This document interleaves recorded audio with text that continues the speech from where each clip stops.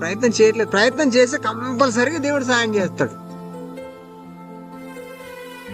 కాబట్టి ఈరోజు నేను చాలా క్లియర్గా చెప్తున్నాను, ఈరోజు నువ్వు వ్యక్తిగత జీవితంలో, కుటుంబ జీవితంలో నువ్వు ఒక రోగాన్ని కానీ, ఒక బలహీనతని కానీ నువ్వు అనుభవిస్తున్నావు అంటే దానికి కారణం ఏంటంటే నువ్వు దేవుని పని విషయంలో ఎలాంటి పట్టింపు లేదు.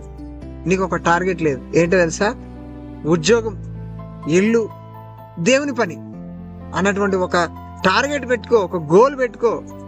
నీ జీవితం ఎలా ఉంటుందో ఒకసారి చూడు.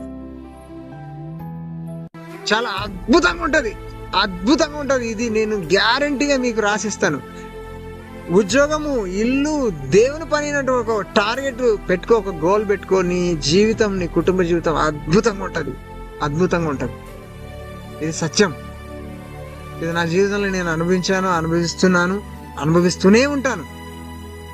అది ఎవరైనా సరే, అది భార్య కావచ్చు, భర్త కావచ్చు, పిల్లలు కావచ్చు, ఒకటే టార్గెట్: ఉద్యోగం, ఇల్లు, దేవుని పని.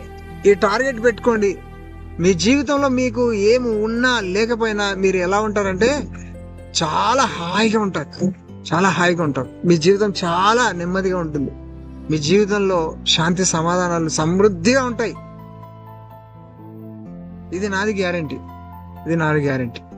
అలాంటి తీర్మానం తీసుకొని ఇకనైనా ఈ ముందు జీవితాల్లో మరి అలాంటి విధానం దేవుని కోసం మనం జీవించాలని మనస్ఫూర్తిగా కోరుకోవచ్చు.